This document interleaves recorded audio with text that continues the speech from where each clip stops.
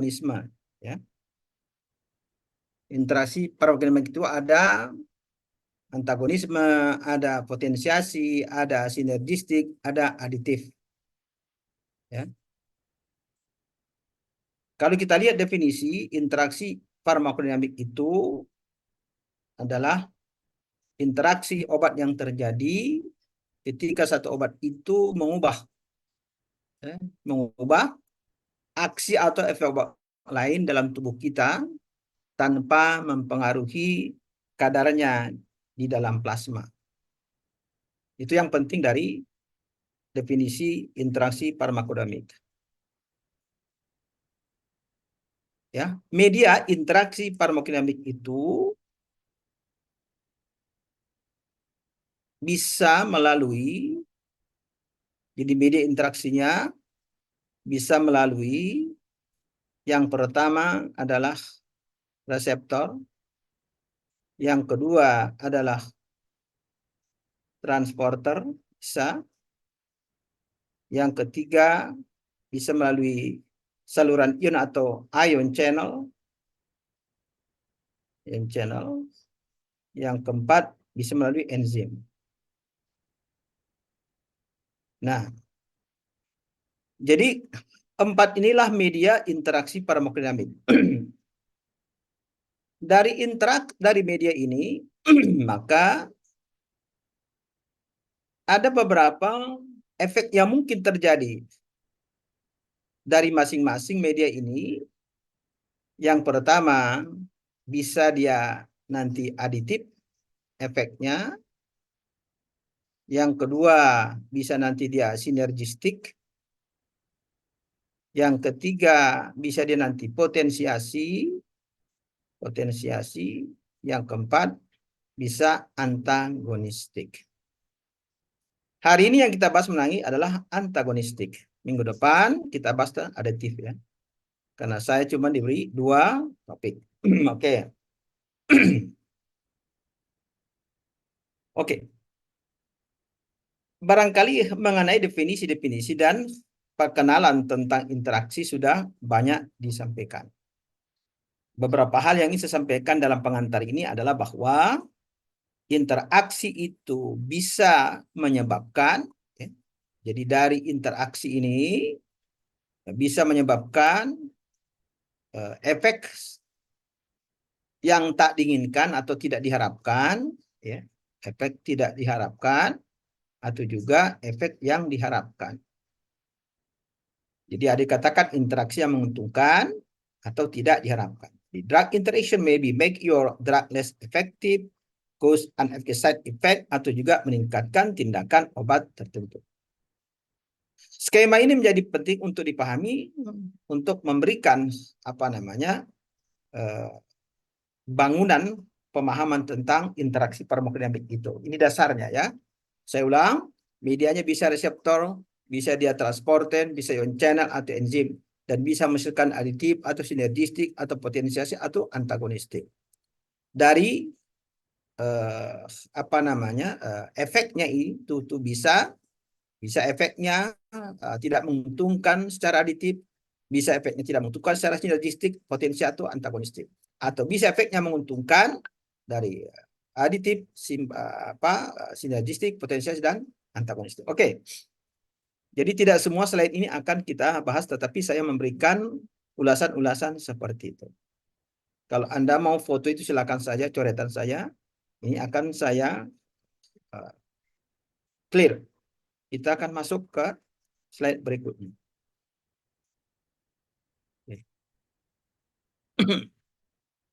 Jadi ini sudah sampaikan tadi, interaksi itu bisa menguntungkan, bisa merugikan, atau adverse drug addiction interaksi yang tak diinginkan, ada efek buruknya. Oke, dan ada yang menguntungkan.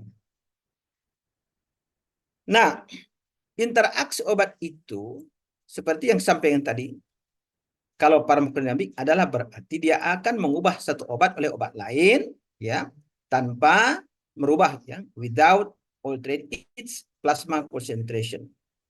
Nah, langsung di sini contoh, misalkan ini pemberian bersama 2 obat, ya, dengan arah kerja yang sama, atau bisa berlawanan. Jadi bisa berlawanan atau searah. Nanti akan kita berikan contoh-contohnya. Yang mana dia opposing, yang mana nanti yang searah, aditif, sinergistik, atau potensiasi. Tapi yang sinergistik akan lebih banyak dibahas nanti oleh Bu Embun, dan juga mungkin potensiasi juga begitu. Nah, untuk memahami interaksi itu dari segi pasang atau keluasan daripada interaksi itu, maka interaksi sebetulnya secara besar dibagi dua, yaitu interaksi secara in vivo, yaitu adalah yang termasuk interaksi farmakodinamik dan farmakokinetik. Farmakokinetik sudah banyak dibahas barangkali ya, dan sebagian farmakodinamik. Ini dalam tubuh terjadi interaksi itu. Sedangkan yang ini adalah interaksinya di luar tubuh. Interaksi in vitro itu yang sekarang dengan incompatibility. Maka nanti ini bagian ini akan diberikan oleh Prof. Hakim dan mungkin juga Prof. Anayanti. Jadi ini terjadi di luar tubuh. Yang kita bahas adalah di dalam tubuh. Itu pun hanya antagonistik dan aditif. Hari ini antagonistik. Oke. Ada pembahasan lain yang penting dipahamkan ya. Dari interaksi obat dengan obat ya. Atau interaksi obat dengan herbal, dengan makanan, dengan beverage, atau yang lain. Nah, dari segi mekanisme, interaksi farmakodinamik itu, ini dari sini bisa dilihat ya, bisa secara langsung, misalnya antagonisme atau sinergistik pada situs aksi yang sama. Atau terjadi perjumlahan atau somasi, atau efek sinergisme yang sama pada tapak atau situs yang berbeda. Jadi bisa terjadi seperti itu. Nanti akan lebih jelas apa itu contoh-contoh yang dinamik, direct, dan mana yang indirect. Nah, sekedar juga menambah pengetahuan bahwa interaksi obat itu ada antara obat dengan obat, ada antara obat dengan makanan, obat dengan minuman, atau interaksi obat dengan polutan, dan lain-lain. Atau ada interaksi antara obat dengan kondisi medis seseorang. Kalau obat dengan obat banyak ya. Misalnya mixing, misalnya mencampurkan obat ya. Misalnya obat-obat yang memberikan efek mengantuk atau tidur. Ketika itu Anda makan obat antihistamin tapi juga Anda minum alkohol, itu akan meningkatkan semakin tingginya mengantuk itu, dan itu menjadi berbahaya. Itu antara obat dengan obat ya. Nah, medianya bisa yang tadi itu ya. Apakah reseptor, apakah channel, apakah dia transporter atau engine. Nanti bisa kita lihat. Nah, yang kedua adalah interaksi obat dengan makanan, barangkali sudah dibahas, atau juga minuman, beverage ya. Misalkan ini, sama juga yang tadi, misalnya alkohol dengan beberapa obat yang bisa membuat kita lebih terasa capek, atau feel tired, or slow your reaction. Kemudian, yang kurang banyak dibahas dalam literatur adalah interaksi obat dengan kondisi medis. Nah, apa ini? Maksudnya apa? Misalkan di sini adalah seseorang itu memiliki tekanan darah tinggi, high blood pressure atau hipertensi. Ya. Kemudian ketika dia mengalami hipertensi itu, dia mengalami cold atau dikatakan flu ya. Jadi flu, kemudian dia menggunakan obat-obat nasal dekongestan seperti propranolol atau ephedrine atau phenylephrine. Saudara tahu bahwa obat-obat nasal dekongestan ini adalah untuk mengecilkan pembuluh darah di mukosa, maka diberikan simptomatik amin, yaitu dekongestan nasal. Dan itu akan memperparah kondisi tekanan darah itu. Kenapa? Karena terjadi pengecilan pembuluh darah, tidak hanya terjadi pada mukosa hidung, tapi juga terjadi secara sistemik. Itu poin yang katakan interaksi obat dengan kondisi medis. Oke. Nah, ini barangkali hanya akibat ya. Konsekuensinya apa interaksi itu bisa menguntungkan tadi, bisa membahayakan. Jadi interaksi ada yang diinginkan, desired, ada juga yang digunakan untuk mengurangkan atau efek yang tak diinginkan. Nah, saudara-saudara, kemungkinan interaksi akan meningkat ketika jumlah obat yang digunakan itu banyak. Ya. Tergantung kepada jumlah number of drug taken yang digunakan itu. Nah, kemudian biasanya orang-orang yang menua atau elderly patient atau lansia, katakanlah 65 tahun ke atas atau lebih tua, lazimnya dia akan menggunakan obat itu lebih dari 5 item. Tentu ini menjadi dikatakan polifarmasi atau polidrug, dan ini akan memberikan potensi untuk ada resiko interaksi. Dan ternyata beberapa obat beberapa orang ternyata harus masuk ke rumah sakit. Dan berdasarkan analisis meta, ya, itu menyeluruh, maka diperhitungkan sampai 7% orang masuk rumah sakit yang terkait dengan interaksi itu. Oke. Kita lanjutkan, ini silakan dibaca nanti ya. Jadi polifarmasi oke, tadi sudah sampaikan. Nah sekarang untuk lebih memahami tentang konsep-konsep, memahami tentang interaksi, saya berikan dulu konsep awal. Nah, apa itu dikatakan reseptor alteration? Ternyata ada obat-obat tertentu, misalkan obat A. Kalau diberikan secara sistemik atau kronik, maka dia bisa menurunkan jumlah reseptornya sendiri. Dia akan sintesis, dia dorong reseptornya sendiri. Atau dia bahkan mengubah adaptivitas reseptor itu terhadap peristiwa fisiologisnya. Jadi ada obat-obat tertentu ketika digabungkan bisa menurunkan jumlah reseptor itu oleh obat lain. Maka tentu kalau menurunkan reseptornya, maka obat yang tadi itu yang dikatakan obat objeknya akan berubah efeknya secara fisiologis. Ada yang dikatakan obat yang secara kronik juga, tapi dia meningkatkan jumlah reseptornya. Atau sama mengubah zat sistemnya. Kalau ada obat A tambah obat B, lalu obat B itu menurunkan atau meningkatkan jumlah reseptor obat A, berarti obat itu akan lebih banyak, lebih tinggi kerjanya. Dan itu akan berbahaya. Nah, poin-poin ini menjadi penting sebagai dasar-dasar wawasan kita tentang interaksi. Oke. Nah, kemudian interaksi yang kita bahas di awal tadi dari skema itu sebenarnya ada yang dikatakan interaksi farmakologis antara obat dengan obat, misalnya seperti itu ya. Ya, itu nanti yang bisa dia in vivo ya. Baik dia kinetik maupun nanti farmakodinamik. Nah, misalkan obat A yang bersifat antagonis dan obat B bersifat agonis dan kemudian bersaing pada reseptor yang sama atau situs reseptor yang sama. Yang saya katakan tadi berarti media interaksinya adalah reseptor. Kalau kadar agonisnya dinaikkan, maka dia akan mencegah antagonis itu untuk bisa mengakses reseptor itu. Maka muncullah efek agonis. Bagaimana kita menceritakan itu? Begini. Kalau ada ini reseptor, ya seperti ini, lalu diberikan ke sini antagonis, ya, obat A, lalu obat B agonis itu, maka obat B ini tidak akan bisa mengakses ini. Kenapa? Karena obat A sudah duduk di sini, occupation pada reseptor itu. Karena afinitasnya lebih besar.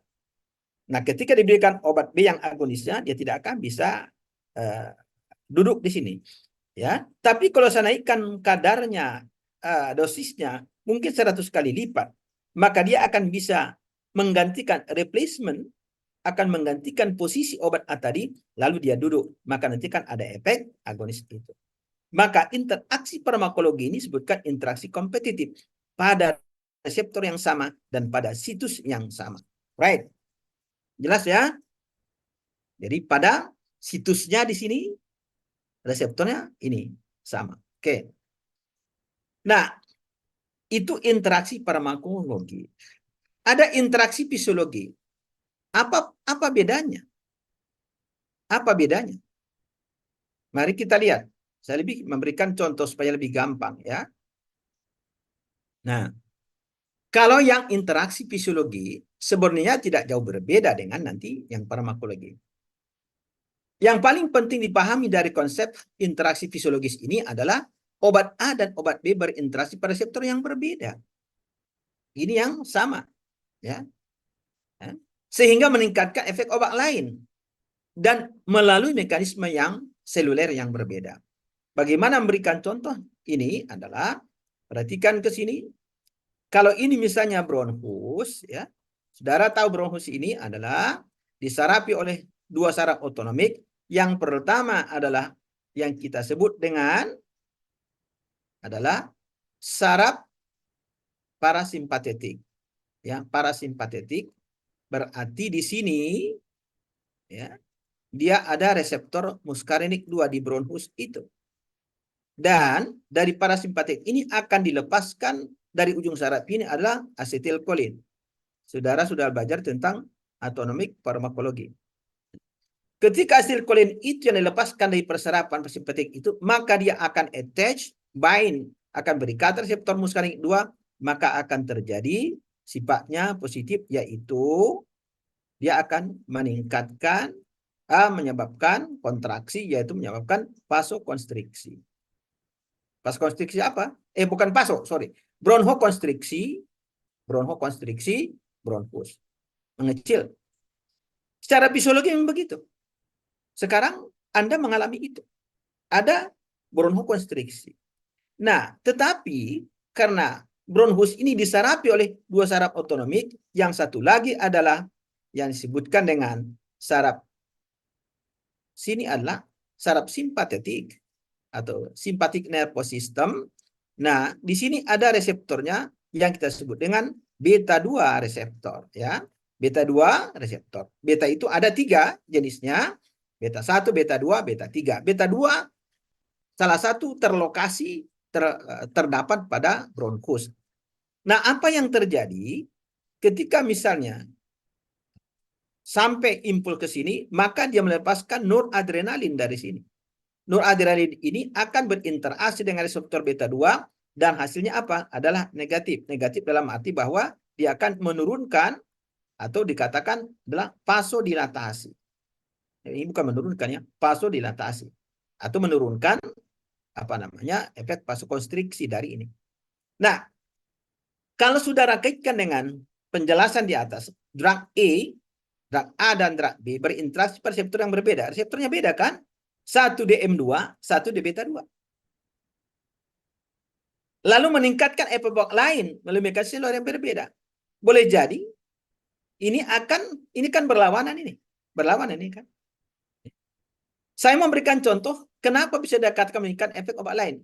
Ketika saya berikan misalnya, apa yang saya berikan? Atropin sulfat. Maka akan dia hambat ini. Ini M2 ini. Berarti asetilkolin tidak akan bisa mengakses reseptor ini. Maka efek sebelah sini akan lebih kuat. Lebih kuat dalam arti dia akan menyebabkan vasodilatasi.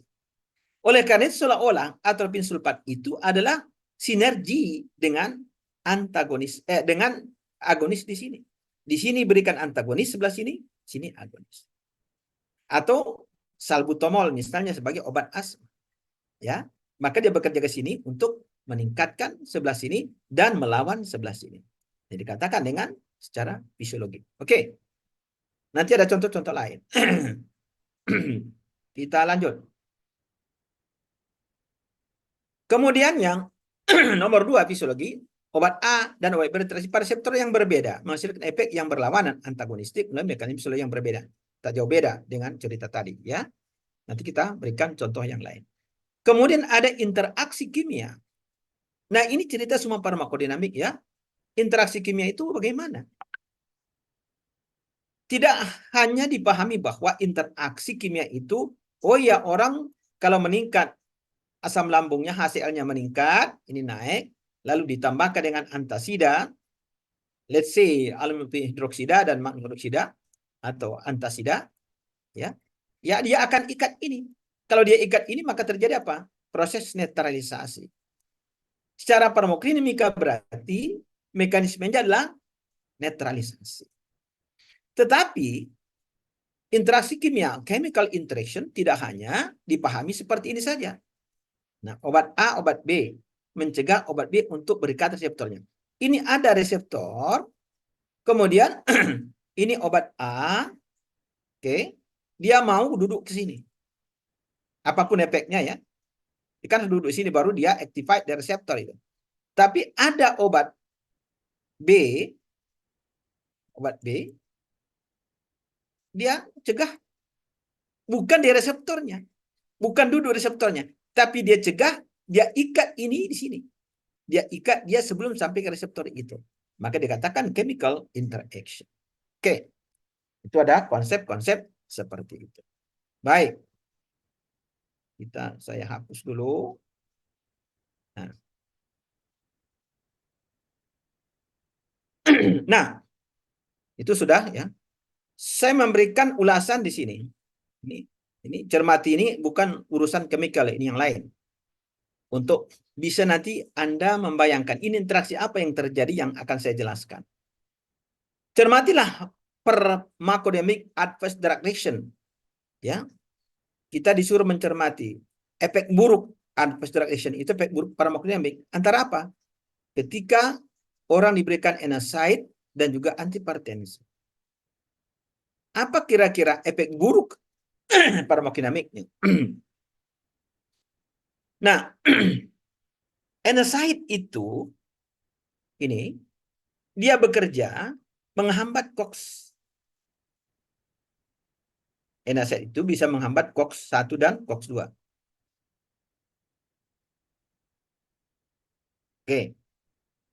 Tentu sebenarnya kalau COX-2 adalah diharapkan untuk mengurangkan inflamasi atau peradangan. Karena COX-1 sifatnya adalah pertahanan dalam tubuh kita. Nah, COX-1 ini sebenarnya adalah enzim yang akan nanti menghasilkan prostaglandin.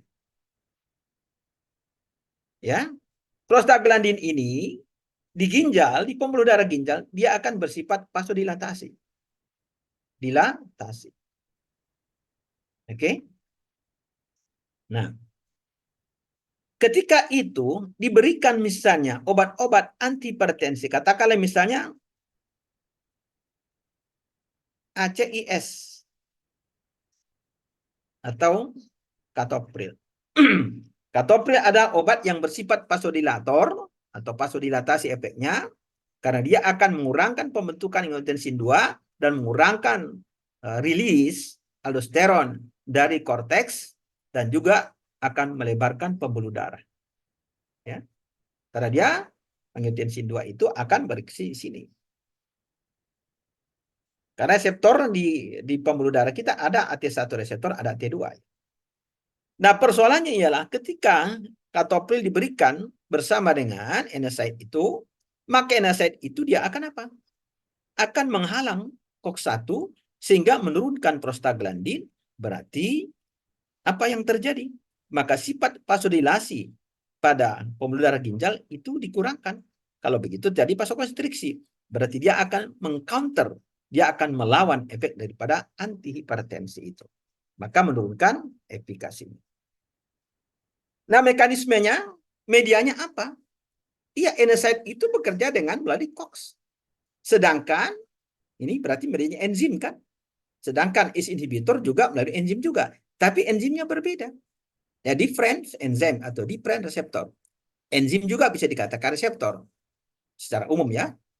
Oleh karena itu, satu bekerja dengan menghalang ACE, ya, satu menghalang COX. Dan akhirnya kalah ACE itu untuk melawan efek daripada NSAID itu. Maka hipertensi tidak terkontrol dengan baik. Maka efikasinya menjadi rendah. Itu bahayanya itu. Oke.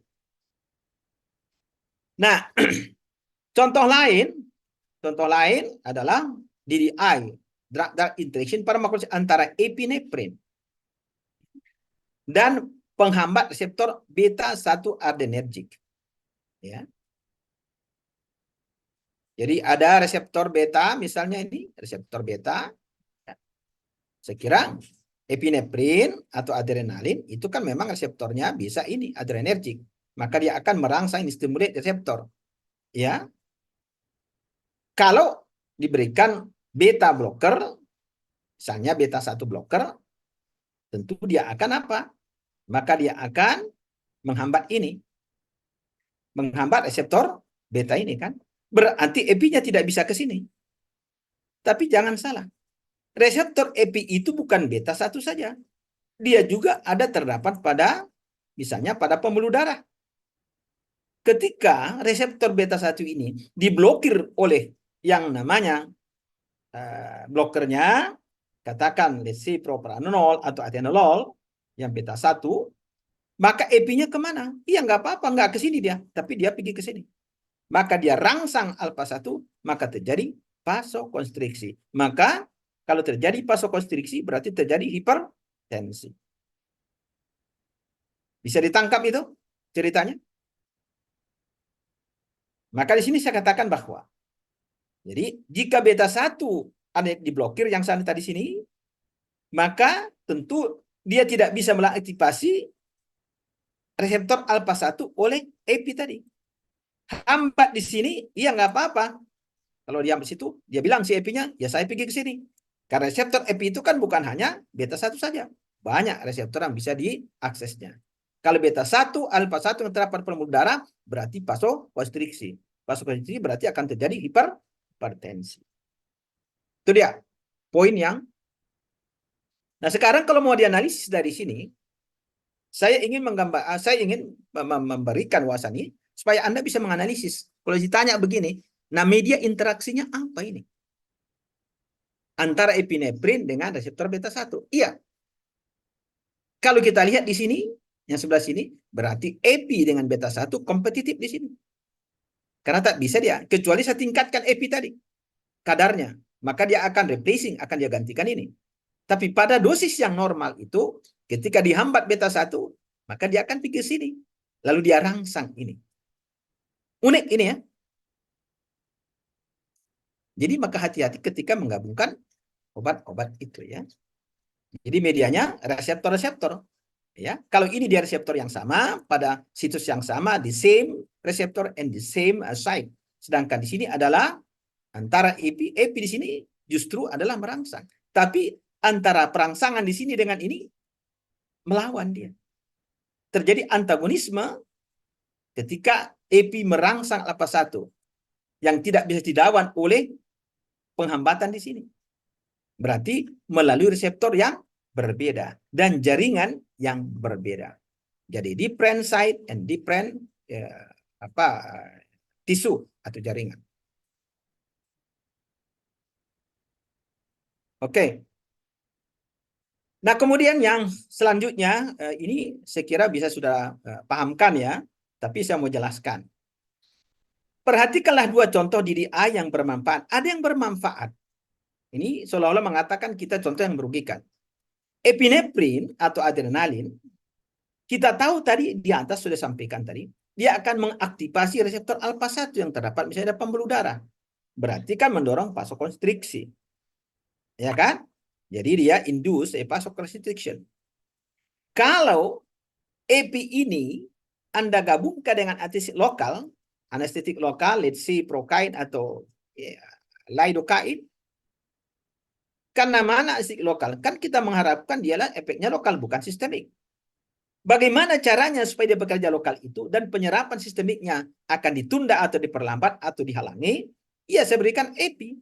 Karena EPI dia akan rangsang alfa 1 di sini, ya, dan ini akan mengecil, berarti penyerapan lidokain ini ke ekstraselular itu, apa yang dikatakan dengan penyerapan? Penyerapan adalah movement atau pergerakan perpindahan satu obat senyawa dari intravaskular ke dalam ekstravaskular. Sekarang Anda berikan EPI, dia kecilkan itu, maka penyerapannya akan ditunda atau diperlambat. Maka efek ini didapatkan adalah efek lokal dan kerjanya lebih panjang. Kasus-kasus misalnya orang dalam keadaan misalnya terjadi kolaps kolaps darah gitu ya, karena terjadi pembesaran, dilatasi besar-besaran aliran pembuluh darah kita, maka berbahaya. Maka diberikan juga obat-obat seperti ini. Atau juga orang-orang habis operasi. Nah, bagaimana media interaksinya ini? Iya, interaksinya apa? Ya, EPI rangsang ini kan.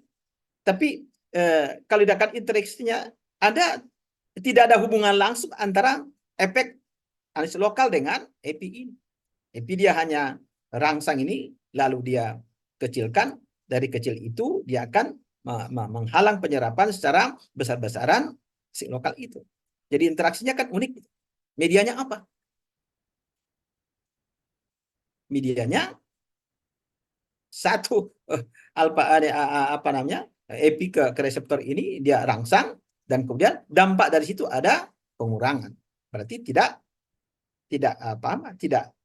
ada hubungan langsung. Oke. Nah, yang lain bisa juga dilihat contoh-contoh di bawah ini ya. Saya kira bisa dibaca saja ya supaya kita tidak terlalu lama ya.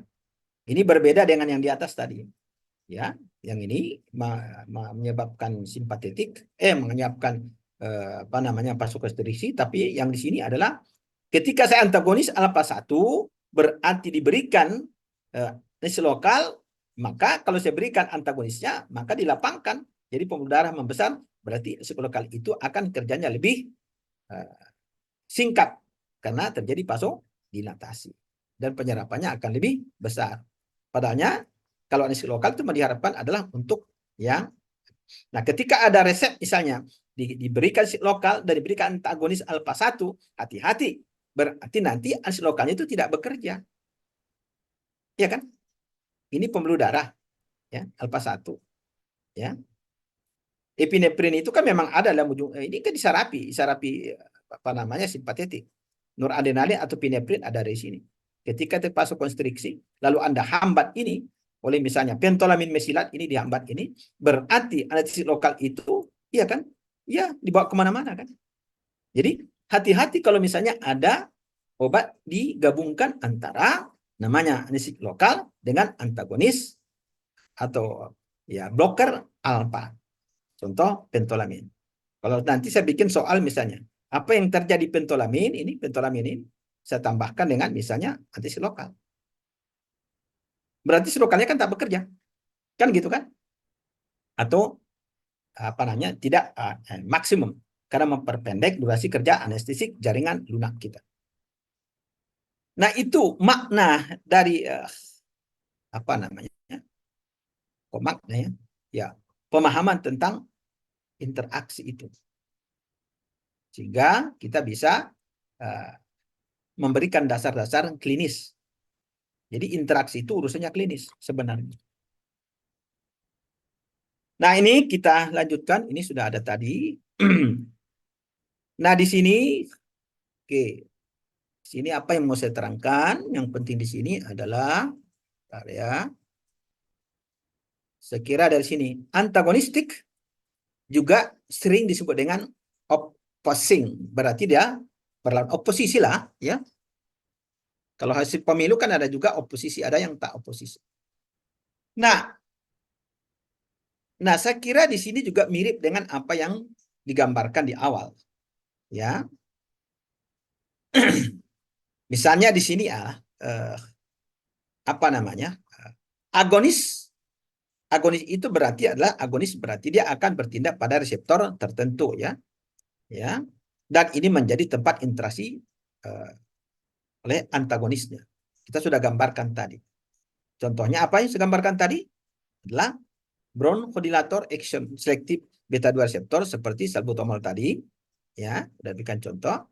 Lalu diberikan misalnya obat yang sama berarti salbutamol ditambah dengan bersama dengan antagonisnya non selektif beta reseptor antagonis, misalnya propranolol ini non selektif.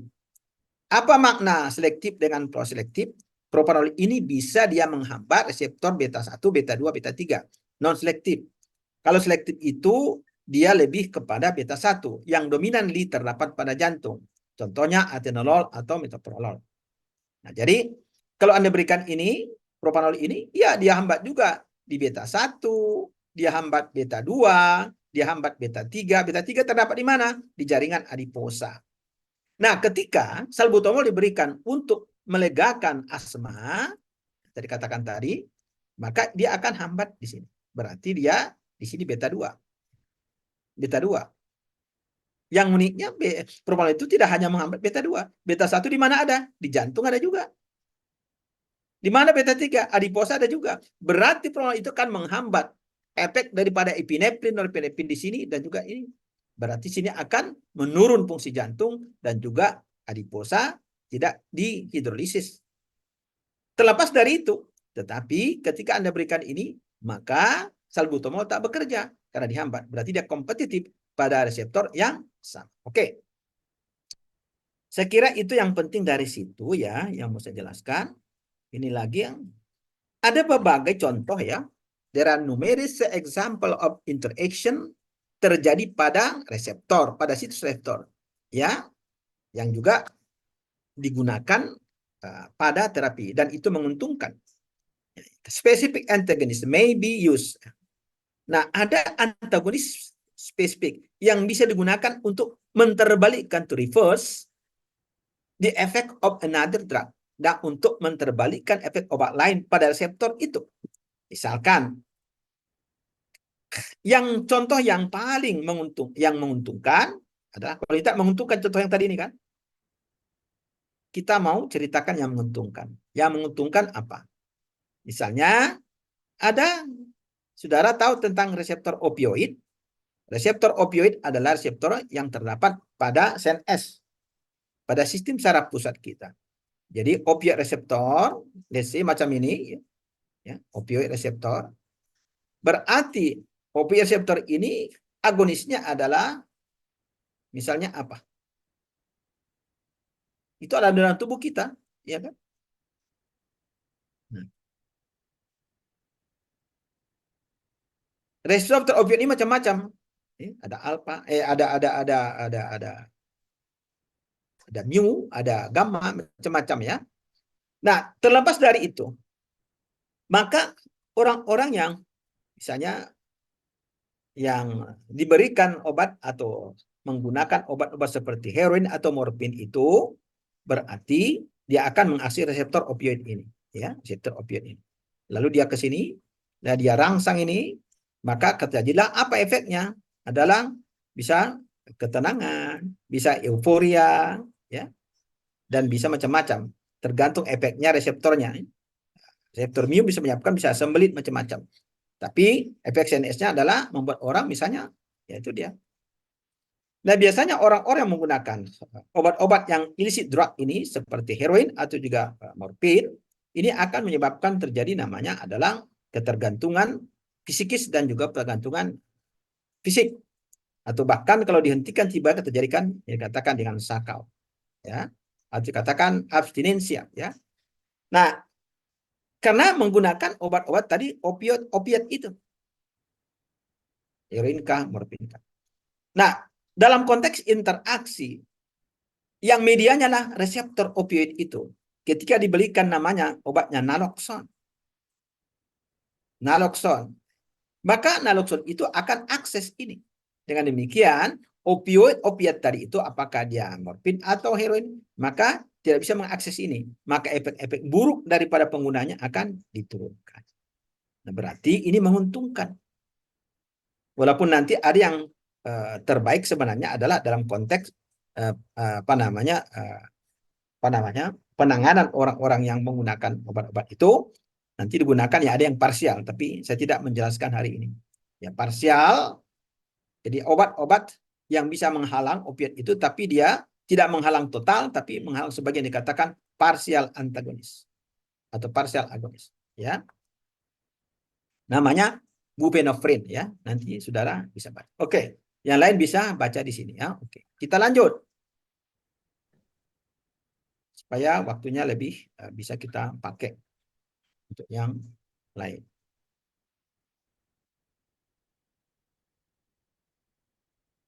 Nah, sekarang kita mau coba ke sini. Interaksi due to changes. Interaksi disebabkan perubahan mekanisme transport. Berarti kita bicara tentang interaksi farmakodinamik yang related dengan transport atau transporter. Bagaimana menjelaskan ini?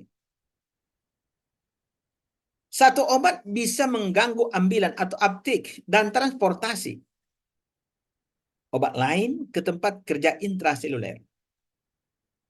Ya, kita baca dulu. Efek antihipertensi, HTN, efek antihipertensi, obat neuron blocking agent, seperti guanetidin dan debrosequin ini, Debro. Jadi ini adalah obat antihipertensi. Itu Debro dan guanetidin. Bagaimana rupanya kerjanya? Nah, mesti Anda cek di sini. Ada dua yang mau kita jelaskan, yaitu mengganggu ambilan dan transportasi. Ambilan atau uptake.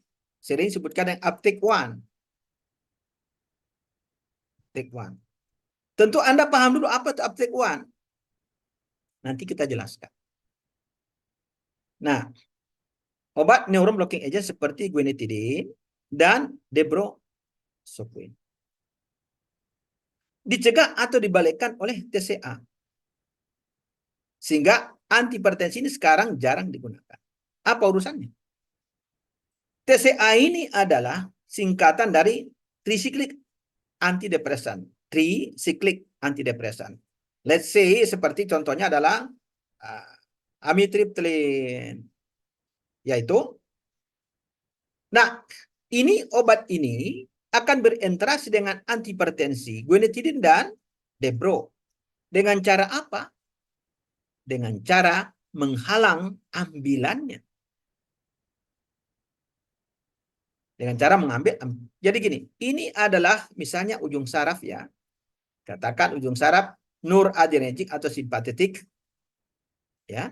Saudara tahu norepinefrin itu disimpan di sini setelah disintesis di sini. Ya. Lalu kemudian dia dilepaskan ke celah sinaptik ini. Lalu dia akan, ini efektornya. Efektornya bisa jantung, bisa macam-macam, bisa ya bisa di otak, bisa juga di pembuluh darah. Ini namanya efektor.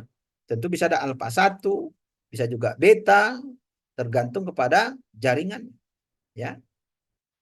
Bisa dia alfa, bisa dia beta, bisa dia macam-macam.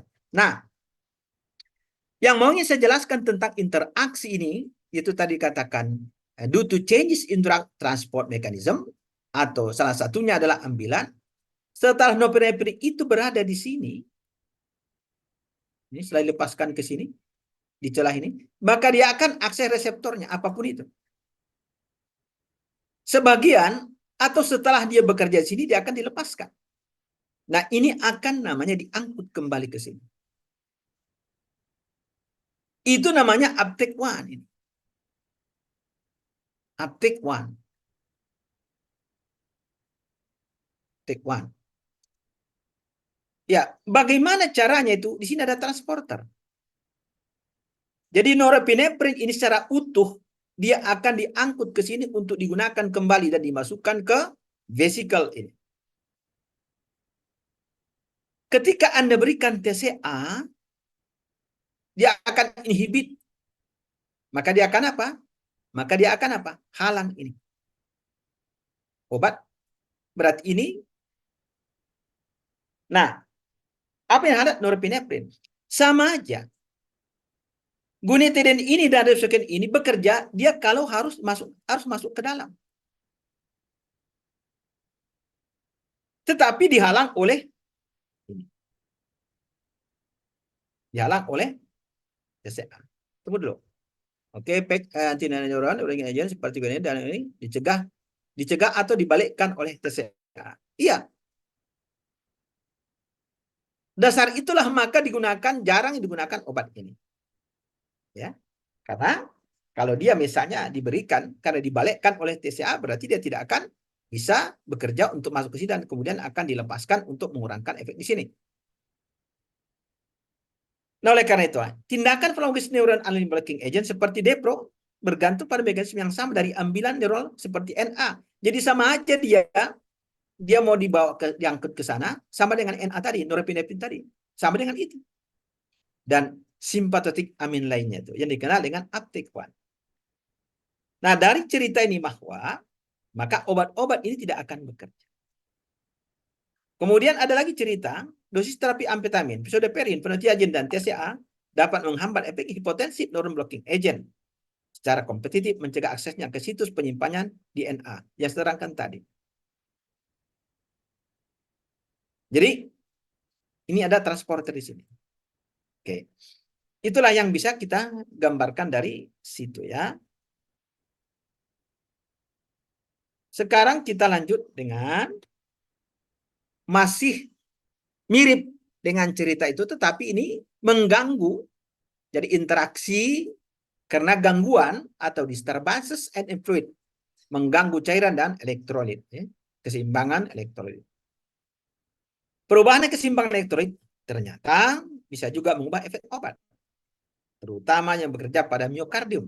Miokardium berarti otot jantung ya, yang bekerja pada neurotransmisi dan juga pada ginjal. Interaksi penting kita lihat dari 3 contoh itu, yang penting kita memberikan tentang glikosida jantung digoxin. Saudara tahu bahwa digoxin itu bekerja di mana bekerjanya? Pada, kalau saya buat ini namanya, inilah miosit, mio otot ya, sit atau myokardiosit. Jadi sel otot jantung ini, sel otot jantung ini di sini ada terdapat namanya, di sini ada natrium kalium ATPase. ATPase ya. Ini yang mengendalikan kalium. Nah, di sini nanti ada pertukaran antara sodium dan juga nanti kalsium. Saudara-saudara, kalau kita pahamkan ini,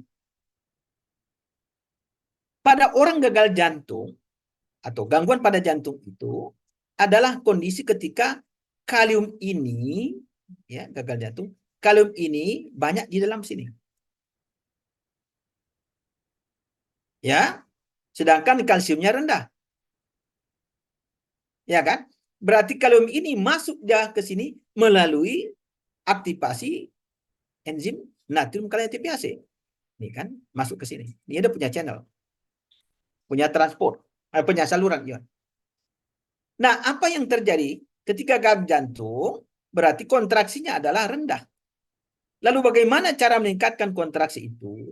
Salah satunya adalah dengan menggunakan obat yang kita sebut dengan digoxin itu. Atau ini digoxin. Tetapi sebelum saya ceritakan tentang digoxin itu, kalau orang gagal jantung kongestif atau GJK, berarti itu akan terjadi apa namanya? Takungan atau akumulasi cairan, bisa pada wajah, bisa pada tangan, bisa pada kaki, bahkan bisa pada perut, yang dikatakan ascites. Karena apa? Karena keluaran jantung kita rendah, berarti darah yang dipompa ke ginjal akan berkurang, maka dia tidak akan bisa melakukan filtrasi glomerulus secara baik, maka akan terjadi retensi air dan garam. Maka dia bengkak-bengkak. Itu poinnya. Maka orang-orang itu yang akan diberikan namanya diuretik.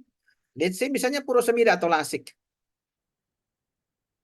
Kalau berikan furosemida, maka dia akan buang cairan melalui ginjal. Kerjanya di ginjal. Ya, tentu Anda bisa paham ya, ketika belajar tentang diuretik tiazida atau furosemide. Lalu dia akan keluarkan apa? Air dan sodium.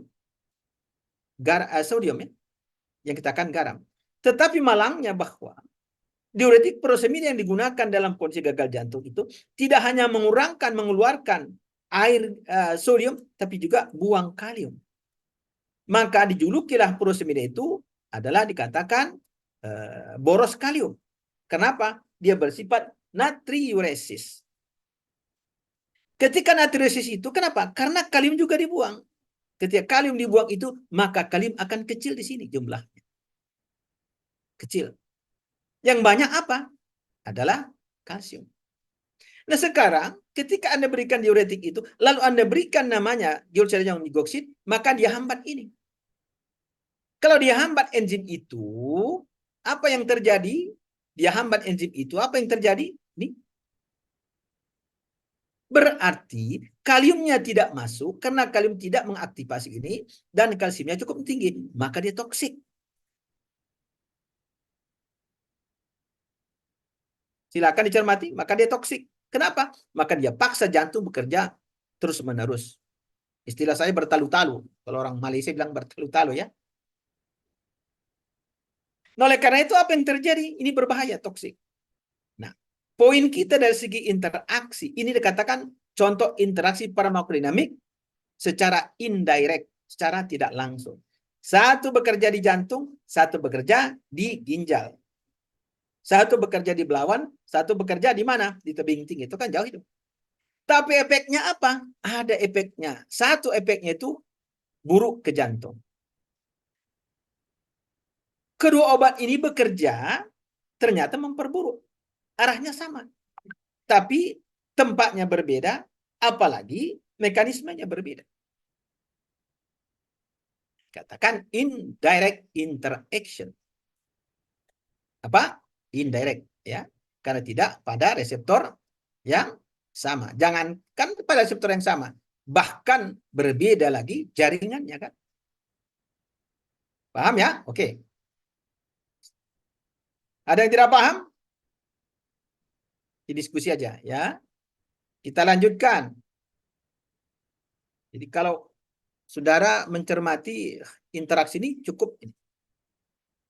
Nah, oleh karena itulah secara klinis, kalau bicara interaksi, maka mesti paham betul secara mendalam, deeper, mendalam apa? Mekanisme masing-masing obat yang berinteraksi itu. Oke. Kita akan lanjutkan ya. Jadi kalau dari judul yang tadi itu dikatakan subjudulnya interaksi akibat gangguan cairan dan elektrolit. Iyalah keseimbangan antara apa? Kalsium dengan kalium. Kaliumnya rendah akan berbahaya. Karena kerja digoxin itu nggak ada urusannya langsung dia meningkatkan kontraksi jantung. Urusan dia apa? Menghalang enzim ini aja. Apa? Natrium kalium ATPase. Enzim itu adalah enzim digunakan untuk menghidrolisis ATP yang terdapat di sini sebagai sumber energi untuk memasukkan dan mengeluarkan unsur-unsur elektrolit itu. Clear ya? Nah, ketika dihalangi, jadi tidak langsung ya. Jadi nggak ada urusannya. Yang menyebabkan kontraksi itu kalsium.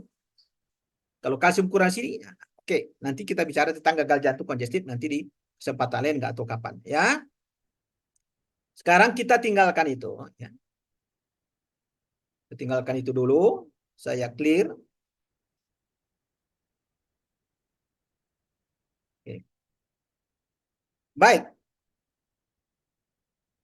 Demikian pula diuretik yang menginduksikan hipokalemia, meningkatkan risiko aritmia ventrikal terkait dengan obat anti aritmia seperti satolol.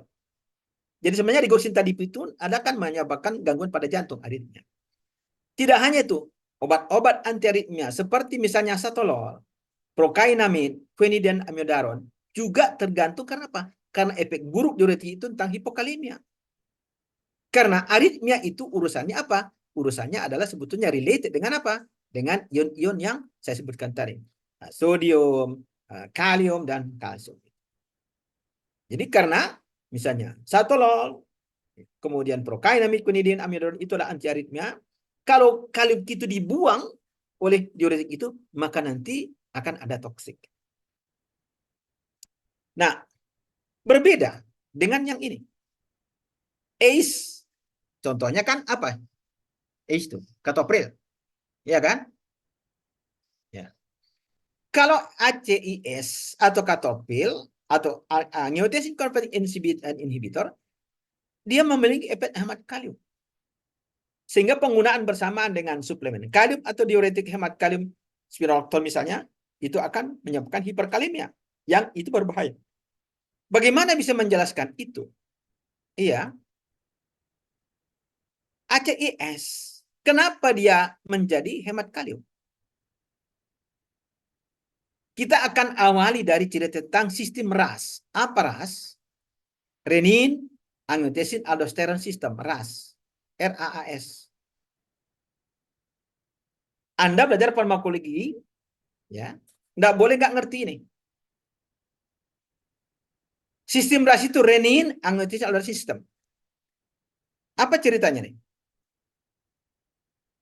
Nah, di ginjal pada sel makula densa terdapat namanya juxtaglomerulus. Di ginjal ada JXT. yaitu pada pembuluh darah di sini. Nah, di sini juxta ini, di sini ada namanya pabrik renin. Kita akan cermati, ya, renin. Ini disarapi oleh saraf simpatetik. Di sini ada beta 1. Renin ini akan dilepaskan ketika dirangsang oleh saraf simpatetik. Maka dia akan dilepaskan. Renin itu akan dilepaskan. Lalu, dari hati akan ada namanya, apa namanya, dari hati dilepaskan namanya apa namanya itu, dasar pembuatan angiotensin 2, ya. Jadi ada dari hati, kok jadi lupa namanya, prekursor, ya, lupa namanya prekursornya. Nah, renin ini dia datang ke sini, maka sorry, dari sini ke sini, ya, maka prekursor ini akan dirubah menjadi angiotensin 1 di daerah pembuluh darah ginjal di luar. Angiotensin 1 ini dia berjalan-jalan ke arah paru. Di daerah pembuluh paru dikeluarkan namanya ACE. ACE, angiotensin converting enzyme, ACE. Lalu AT1, angiotensin 1, oh sini tadi udah ingat saya, angiotensinogen, ya, prekursornya. Angiotensinogen itu datang dari hati, kemudian renin datang dari ginjal, dari juxtaglomerular lurus, lalu dirombak menjadi angiotensin 1, kemudian dia berjalan-jalan ke arah paru, dan kemudian dilepaskan namanya ACE, dan kemudian dirombak menjadi angiotensin 2, AT2. Lalu AT2 ini dia pergi kemana? Bisa ke otak. Bisa dia kemana? Bisa dia ke pembuluh darah. Sifat vasokonstriksi. Bisa dia kemana? Ke korteks ginjal. Melepaskan aldosteron. Banyak lagi. Semua ini ketika dia melepaskan aldosteron dari korteks ginjal, maka aldosteron akan meningkat jumlahnya. Lalu dia apa? Maka dia tahan sodium dan buang kalium. Itu poinnya. Maka sifat dasar dari aldosteron yang dilepaskan oleh angiotensin 2 tadi, ya, salah satu mekanismenya kenapa tekanan darah meningkat, karena dia menahan garam, sodium, dan air, dan membuang kalium. Dia menjadi boros kalium. Sekarang, kalau Anda berikan, kan panjang cerita, ini katakan sistem RAS, renin, angiotensin, aldosteron sistem. Kalau Anda berikan ACES, katakanlah captopril, apa yang terjadi? Akan dihambat ini. Kalau dihambat ini berarti ini akan turun. Kalau turun berarti akses angiotensin 2 akan berkurang ke korteks ginjal. Berarti akan menurunkan pelepasan aldosteron. Right? Berarti sodiumnya akan dibuang, kaliumnya akan ditahan. Maka dikatakan ya hemat kalium. Contoh banyak spironolakton. Kalau ACE tadi contohnya itu. Ke spironolakton, dia adalah menghalang aldosteron dilepaskan itu pada pengumpul ginjal. DAC, ya, collecting DAC. Berarti kalau Anda berikan ACE yang menghambat ini, mengurangkan jumlah AT2, kemudian Anda beri spironolakton, mengurangkan atau menghalang efeknya pada aldosteron, pada reseptor aldosteron, maka akan kira-kira seolah-olah Anda memberikan 2 obat yang hemat kalium. Itu berbahaya. Interaksinya akan hiperkalemia dan itu berbahaya ke jantung. Panjang ceritanya kan? Panjang. Sekarang kalau mau dianalisis, bagaimana mekanismenya ini? Medianya apa? Kalau ACE, iya, medianya ini. Enzim. Sedangkan spironolakton, reseptor aldosteron. Satu bekerja pada reseptor, satu bekerja pada enzim. Ada 2 media yang digunakan untuk menyebabkan hiperkalemia yang membahayakan itu. Sudah? Oke.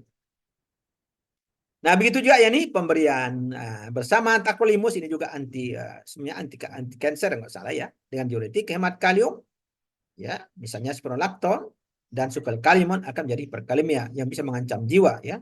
Dan juga nanti pada pasien gagal ginjal akan bermasalah. Nah, ini dampak-dampak daripada interaksi yang perlu kita pahami. Sekira poin-poin pentingnya itu, yang lain bisa Anda baca lah di slide saya ini. Slide-nya banyak ini. Ya. Waktunya udah habis belum? Tasnim, udah habis waktunya. Tasnim. Nampak saya Tasnim.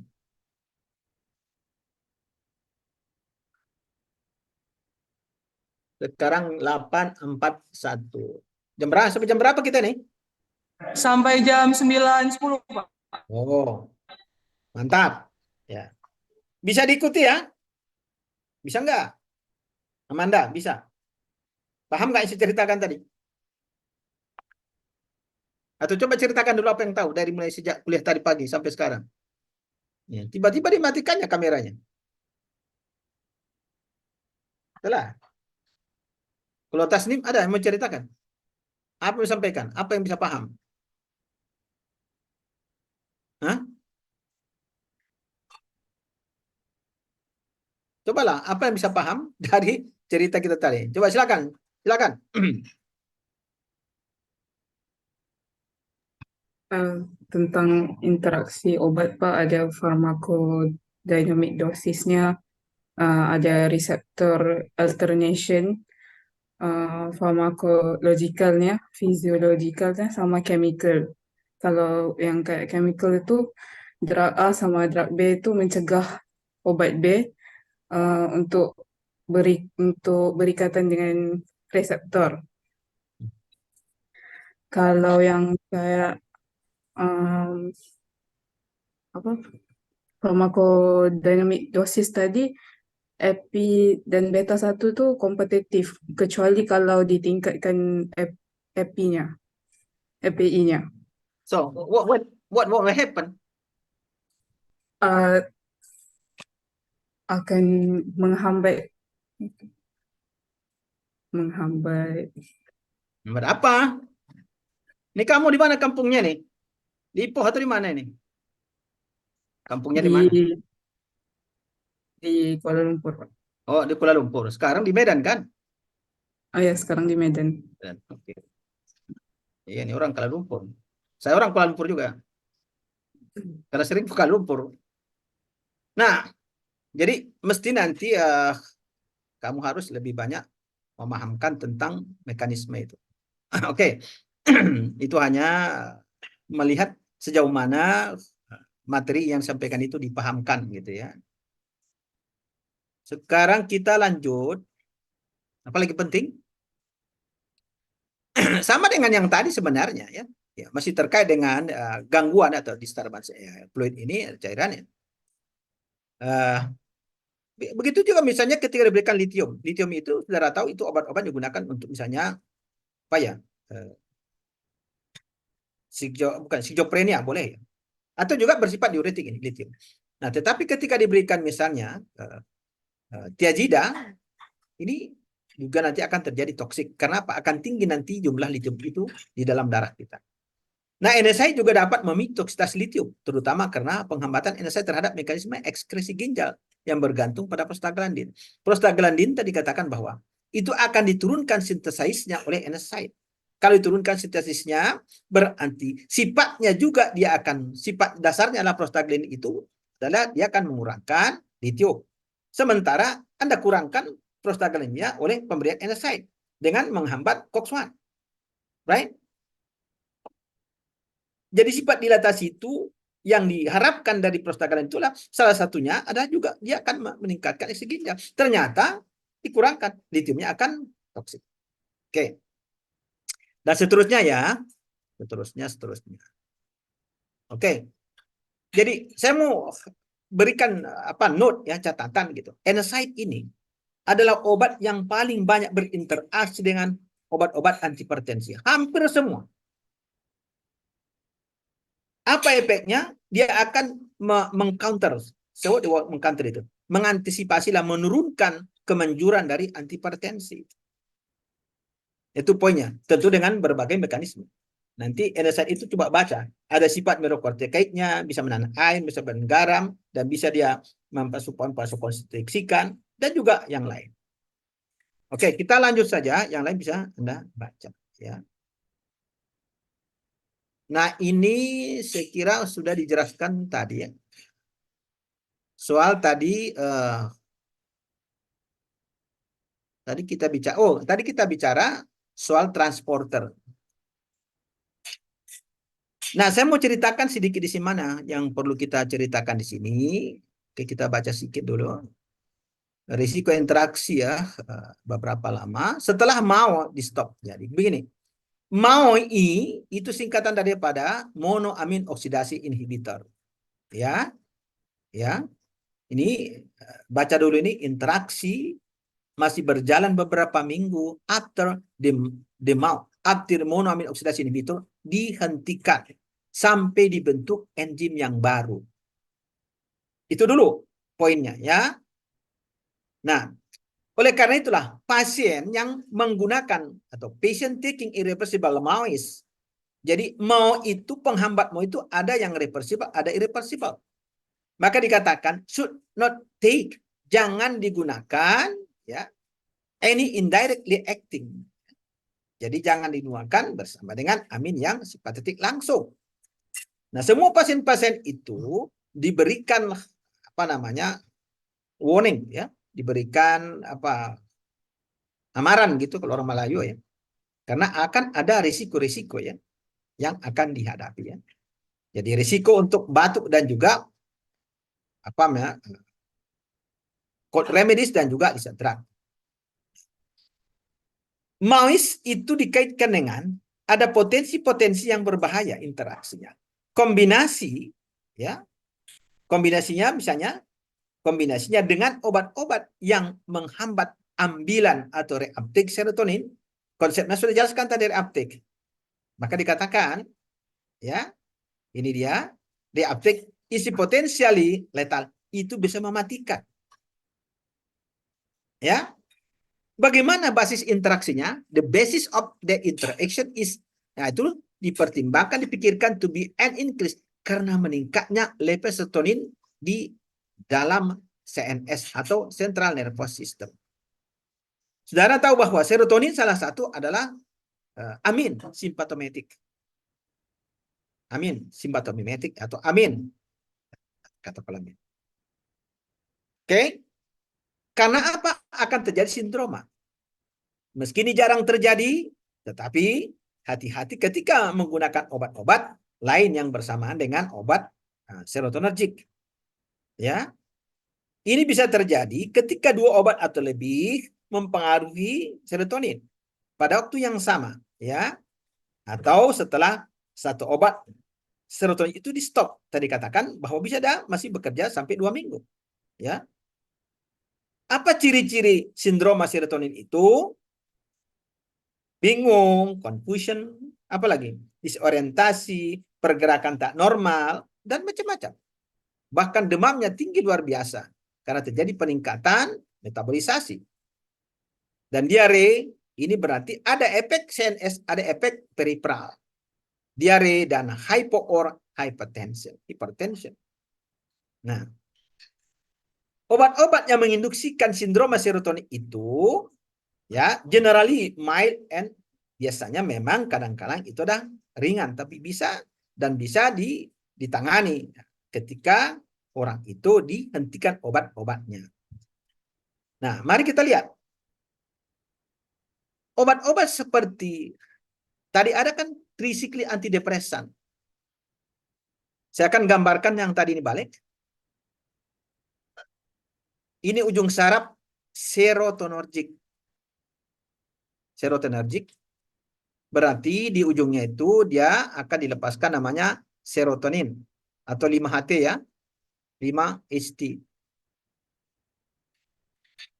Kalau dia dilepaskan dari ujung saraf itu ke celah sinaptik, ini efektornya, ini celah sinaptiknya atau synaptic cleft.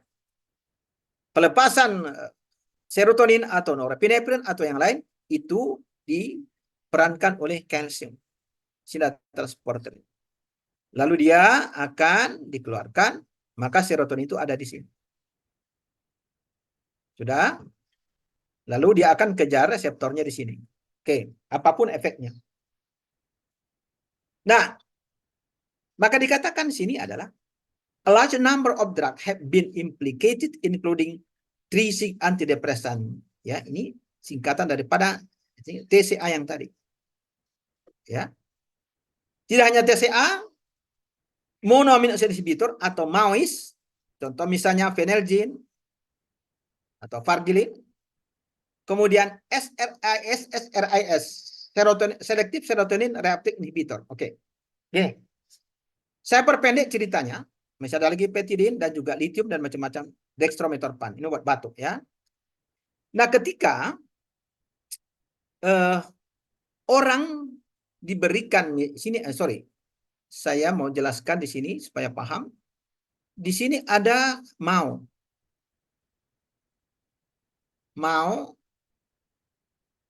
monoamin oksidase. Berarti enzimnya akan mendegradasi sebagian daripada 5-HT serotonin sini. Mau juga terdapat di sini. Di daerah celah sinap ini. Berdekatan dengan efektor. Secara defaultnya, secara fisiologi, setelah 5-HT itu atau juga norepinefrin, maka itu akan didegradasi sebagian kecil menjadi metabolit. Lalu dia berdifusi, dibuang. Sebagian tadi saya katakan, sebagian besar ini akan diangkut ke sini. Yang dikatakan dengan uptake one. Kenapa dikatakan uptake one? Adalah pengambilan ke ujung saraf di atas. Atau dikatakan di terminal. Kalau dia diambil ke tempat lain dikatakan uptake two. Sekarang pengambilan itu ada transport saya katakan tadi. Kita sudah terangkan tentang prinsip antidepresan. Nah sekarang apa yang terjadi? Anda berikan TCA. Kalau dihalang ini berarti jumlah 5-HT akan tinggi di sini. Luar biasa. Memang kalau pada orang-orang depresi jumlah 5-HT-nya di sini sangat kecil, maka diberikan trisil antidepresan untuk meningkatkan ini. So nggak ada masalah kalau dia depresi. Malangnya ialah ketika misalnya diberikan MAOIs inhibitors, berarti ini dihambat oleh phenelgin. Let's say phenelgin, dihambat ini. Kalau dihambat ini, berarti tidak didegradasi, baik yang di sini maupun di sini. Berarti Anda memberikan dua obat yang meningkatkan serotonin. Berarti akan menimbulkan namanya sindroma serotonin. Serotonin sindrom. Dengan ciri-ciri tadi apa? Disorientasi, abnormal movement, dan macam-macam. Jadi kalau kita lihat ini, analisis kita bagaimana? Kalau Anda diberikan, kalau orang memberikan TCA dengan phenelgin atau MAOIs dengan penghambat uptake tadi, berarti akan besar jumlahnya. Medianya apa? Satu menghambat enzim phenelgin misalnya, satu lagi adalah menghambat uptake one. Tapi dua-duanya searah untuk meningkatkan jumlah apa? Jumlah serotonin di sini. Itulah yang akan bekerja mengejar di mana saja reseptor serotonin itu. Ada di otak, ada di pembuluh darah, ada di GIT. Makanya ada yang demam, ada yang berkeringat, ada yang efeknya diare dan segala macam. Karena reseptor serotonin itu cukup besar. Cukup terdistribusi di tubuh kita. Maka ada efek sentralnya, ada efek, ada kerja pada periferal. Jadi kalau mau itu dihambat. Jadi hati-hati sindroma serotonin. Ya. Jadi biasanya kalau misalnya orang diberikan dalam keadaan depresi diberikan obat-obat MAOIs or misalnya TCA atau salah satu atau SRIs. Ini ada SRIs. Apa itu? Ini contohnya adalah SRI itu misalnya fluoxetine. Fluoxetine itu dia dikatakan selektif hanya menghambat uptake serotonin saja, tak menghambat uptake pengambilan norepinefrin. Kondisi depresi adalah karena rendahnya norepinefrin, terutama serotonin pada celah sinaptiknya. Oke, jadi medianya apa ini? Satu enzim, satu adalah di transporter, kira-kira begitu. Nah, dari keempat media yang saya jelaskan di awal, sudah kita terangkan semua medianya dan apa dampak-dampaknya. Ada yang menguntungkan, ada yang merugikan. Oke. Silakan kalau sudah di capture ini, saya akan really clear. Oke.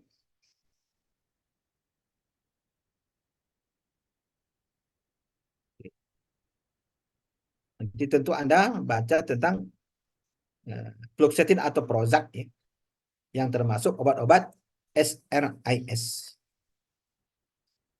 Bagaimana kalau menggunakan misalnya dextromethorphan? Sama aja. Ini obat batuk kan? Dia juga ternyata meningkatkan jumlah serotonin itu atau 5-HT itu pada saat itu. Maka dampaknya beragam. Oke.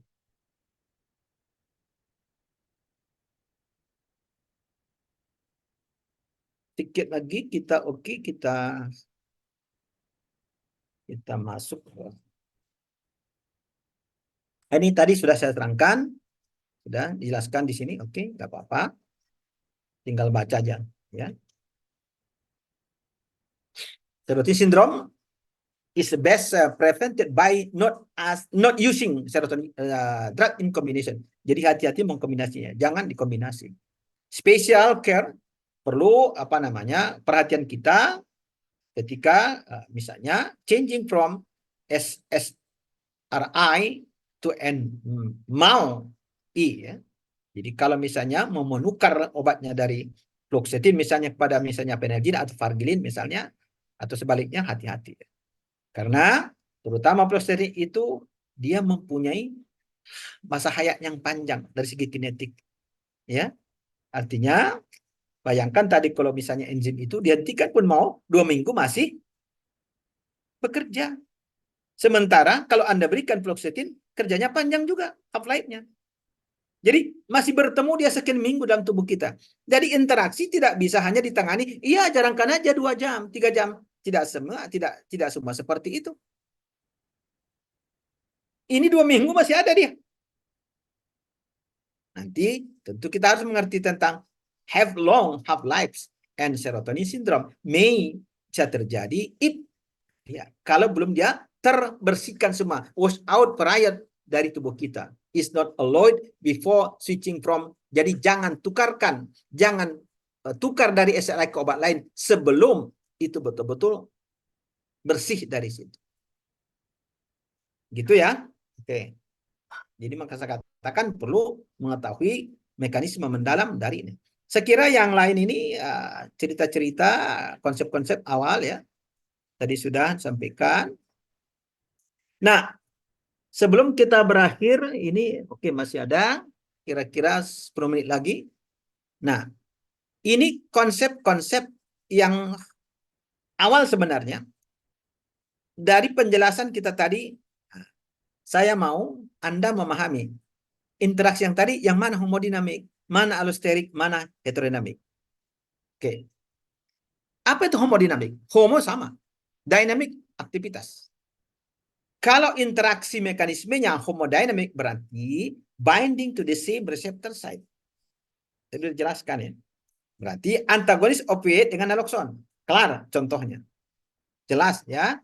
Hanya tinggal mengatakan, oh nanti kalau saya tanya, ya kalau misalnya opioid dengan naloxone, interaksinya homodinamik atau hetero. Berarti homo.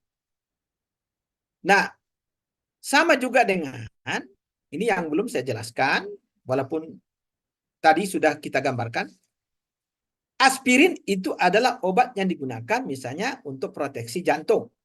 Karena dia untuk menghindari terjadinya agregasi platelet. Masih ingat barangkali? Bagaimana cara kerjanya? Aspirin itu dia menghambat COX-1. Ya. COX-1 ya. Sama dengan tadi sebenarnya kan aspirin itu termasuk NSAID, tapi dia non-inflammatory. Kan gitu ya. COX-1. Kalau dia banyak COX-1 berarti dia akan mengurangkan pembentukan tromboksan A2. Ya, kalau COX ini nanti sintesis daripada tromboksan ini. COX-1 ini adalah dari asam arahidonat ya, dari membran sel AA. Di sini adalah apa namanya membran lipid ya. Kemudian COX-1 ini akan merubah AA asam arahidonat menjadi apa? Dan prostaglandin macam-macam sampai menghasilkan nama tromboksan A2, TXA2. Tromboksan A2 ini yang bersifat nanti dia akan kalau keping darah maka dia akan berinteraksi untuk melakukan apa namanya agregasi. Ya kan? Maka aspirin itu kerjanya seperti apa? Hambat ini.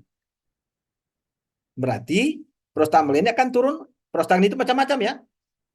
Yang paling penting TX ya. Saya katakan TX2 atau tromboksan A2 maka akan berkurang. Maka akan mengurangkan agregasi. Berarti dia akan mengencarkan darah. Kan kira begitu. Oke. Maka dikatakan aspirin sebagai proteksi jantung. Tetapi ketika orang diberikan, ada pasien diberikan bersamaan ibuprofen, mungkin karena dia ada sakit atau sakit otot atau misalnya demam, ini lebih kepada analgetik ya. Kalau berikan ibuprofen ini, apa yang terjadi? Nanti lihat nanti molekulernya ya, molekuler mekanisme of ibuprofen and aspirin. Itu ada nanti dia bahkan di YouTube pun ada.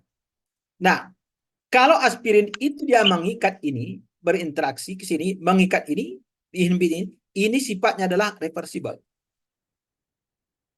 Reversible. Ya, ketika Anda berikan ibuprofen, ya, sebetulnya dia hampir sejenis ini. Cuman kalau aspirin kan tidak punya sifat inflamasi kan. Ibuprofen ini ia juga akses ke sini. Dia lebih kuat berikatan ke sini sehingga tidak ada peluang aspirin untuk masuk ke sini. Hanya sifatnya ibuprofen ini adalah dia reversible. Reversible. Terbalikkan. Dia duduk ikat, bind, kemudian lepas. Begitu dia lepas, mau datang aspirin, dia masuk balik. Sehingga tidak punya kesempatan aspirin itu untuk menghambat enzim itu untuk mengurangkan trombos A2. Maka terjadi antagonistik yang homodinamik pada enzim COX-1. Jadi kalau saya tanya, berikan contoh misalnya interaksi homodinamik enzim. Contohnya COX-1 antara aspirin dengan ibuprofen. Kalau yang lain banyak yang bukan enzim, reseptor misalnya opioid naloxone, ya, kemudian salbutamol dengan misalnya propranolol, itu kan banyak. Nah, sekarang kita lanjut yang ini. Ini apalagi mekanisme dikatakan allosteric modulation. Langsung saja memberikan contoh ya. Ini agonis efek barbiturat yaitu pada GABA reseptor dan juga benzodiazepin. Kalau ini adalah saya buat lagi saraf lagi, ujung saraf. Sini reseptornya, reseptor GABA. Reseptor GABA itu dia memiliki channel ion. Nah, kita mau cerita tentang channel ion. Ion channel, saluran ion, yaitu channel klor. Ketika GABA dilepaskan dari ujung sarafnya itu, GABA itu agonis ya. Lalu dia akan berikatan dengan reseptornya di sini. Ini sebenarnya adalah pentamer. Jadi dia 5 subunit, tapi saya tunjukkan 2 subunit saja. Di tengahnya ada, yang katakan pentamer itu begini. Kalau dipotong melintang begini ya. Macam bunga. Di sini ada tengahnya. Inilah dia saluran ion itu, ion klor. Makanya pentamer 5. Nah, ketika GABA dilepaskan, maka dia berikatan ke sini. Lalu apa yang terjadi? Maka dibuka channel ini. Saluran ion ini dibuka. Saluran apa? Klor. Dan klornya dari ekstra akan masuk ke dalam intrasel itu lebih banyak. Kalau banyak itu namanya sifatnya inhibit. Sifatnya inhibit atau dikatakan dengan hiperpolarisasi. Maka GABA ini adalah satu neurotransmitter yang akan membuat kita tenang, mengantuk. Let's see macam itu. Nah, apa yang menarik? Ini agonis. Ketika orang diberikan barbiturat atau diazepam, Perhatikan ke sini apa yang dia jebak. Nah, di sini ada namanya subside. Di reseptor GABA ini ada subside, tempat duduk yang diperuntukkan untuk diazepam atau benzodiazepin atau untuk barbiturat. Ketika orang memberikan misalnya diazepam atau BSD, benzodiazepin, maka dia akan duduk ke sini. Duduk ke sini. Kalau dia duduk ke sini, dia bilang ke GABA, GABA, tolong bukakan pintu ini lebih lama atau lebih sering. Kira-kira begitu. Nah, dengan demikian berarti klor akan lebih banyak yang masuk influx from outside ke inside. Poin kita adalah ini interaksi apa? Berarti diazepam ini atau barbiturat itu dia memberikan efek sinergistik atau aditif ke GABA. Dengan cara apa? Dengan cara modulasi allosterik. Dia tidak ada urusan langsung untuk memasukkan klor ke dalam sini, tapi dia berikan efek ke GABA itu. Itu dikatakan dia allosterik positif. Dia mempengaruhi untuk mengatakan, tolong buka atau perpanjang pembukaan pintu itu, sehingga arus masuk klornya lebih banyak. Dikatakan allosteric modulation, ada yang positif, ada negatif. Dalam konteks ini positif, karena memperbanyak masuk klor. Interaksinya apa ini? Interaksinya ini lebih contoh kepada sinergistik. Nanti akan diterangkan barangkali oleh Bu Bun nanti ya. Ya, positif. Oke. Ada yang mengatakan diazepam itu aditif, tapi lebih sebetulnya lebih kepada sinergistik karena memperbesar ya, lebih dari 1+1 lebih daripada 2, lebih 3 atau 4 kira kalau begitu. Nah, itu dia. Kemudian ada yang heterodinamik. Berarti binding to the different receptor, tetapi mempengaruhi second messenger yang sama. Apa itu? Ada glukagon. Glukagon itu adalah obat atau senyawa yang akan meningkatkan gula darah. Iya kan? Nanti baca mekanismenya. Glukagon ini akan berikatan reseptornya sendiri. Glukagon. Sehingga nanti gula darah akan meningkat. KGD akan naik. Sudah. Kemudian, ya, glukagon open cyclic AMP second messenger. Ya. Effect of beta blockers. Lalu beta blocker diberikan. Kalau beta blocker diberikan ini, maka dia akan berinteraksi dengan reseptornya. Ya. Ini, kalau ini membran ya, maka berinteraksi ke sini, lalu dia hambat ini.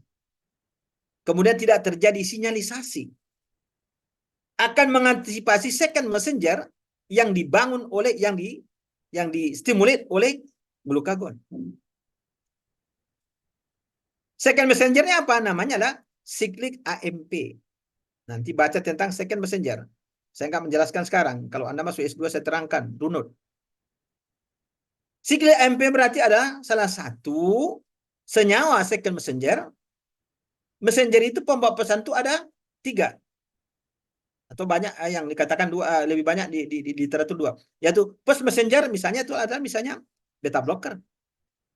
Second messenger adalah cyclic AMP. Boleh ini berkurang, boleh ini meningkat. Ketika glukagon diberikan, maka dia akan melakukan sinyalisasi dan meningkatkan cyclic AMP sehingga gula darah meningkat. Right. Tetapi Anda berikan beta blocker dan kemudian akan dihalang reseptor ini dikurangkan dan efeknya akan menurunkan cyclic AMP. Berarti, maka dikatakan antagonis efek glukagon upon the cyclic messenger effect of beta blocker. Berarti berlawanan efeknya antara beta blocker dengan glukagon. Satu meningkatkan gula darah, satu menurunkan. Maka heterodinamik. Reseptornya berbeda, tapi second messengernya sama, right? Hasil net, resultnya hasil bersihnya apa? Menurun gula darah. Kalau sebaliknya, perhatikan. Saya berikan beta blocker, saya berikan misalnya apa? Noradrenalin. Saya berikan apa? Noradrenalin. Kalau adrenalin bagaimana? Ya, berarti noradrenalin datang ke sini, dia rangsang ini, maka second messengernya akan meningkat. Lalu kalau diberikan glukagon, maka akan terjadi peningkatan gula darah yang lebih dari sekedar glukagon yang meningkatkan, tapi dua-dua. Itu makanya ketika orang misalnya stres, noradrenalin diaktifasi, glukagon diaktifasi, pasti kadar gulanya meningkat. Paling tidak ketika dia melakukan ketika dia stres itu, atau dia olahraga fisik stretching, maka akan meningkat gula darah untuk digunakan untuk penggunaan energi. Nah, itu namanya heterodynamic. Oke.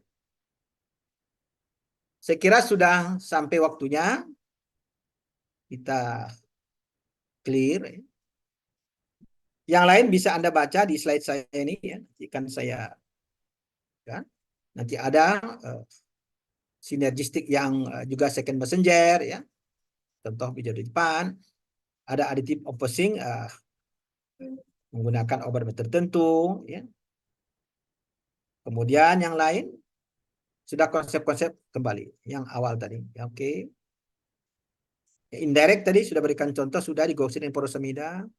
Ini yang contoh-contoh yang tadi dikatakan ya, yang di apa di salah satu contohnya tadi di bronchus. Contohnya lain adalah yang untuk menyatakan dia contoh homodinamik. Ini dia. Berarti ini homodinamik, ini juga homodinamik ya. Tapi antara ini dengan ini adalah fisiologis. Ini di apa namanya di jantung ya. Ini tadi saya katakan mediated by enzyme. Ini mekanismenya medianya apa? Enzim, ion channel, transporter, reseptor dan sudah kita bahas semua. Ya. Ini contoh-contoh yang lain bisa Anda baca ya. Ini juga contoh-contoh yang saya sampaikan tadi. Hipertensi, asma akan memperburuk asma ya. Hati-hati memberikan obat-obat agonis salbutamol dengan yang non selektif propranolol, beta blocker. Saya kira itu saja. Nanti yang lain bisa Anda baca. Oke. Ini contoh-contoh lain ya. Yang apa namanya? Yang menarik untuk dibaca pada kalau sempat nanti minggu depan akan kita bahas sedikit ini ya. Ya. Permisi Pak, izin. Oke, habis ya? Pak, permisi. Ya. Ya. Nomor urut 24 tadi hadir Pak, maaf telat join. Oke.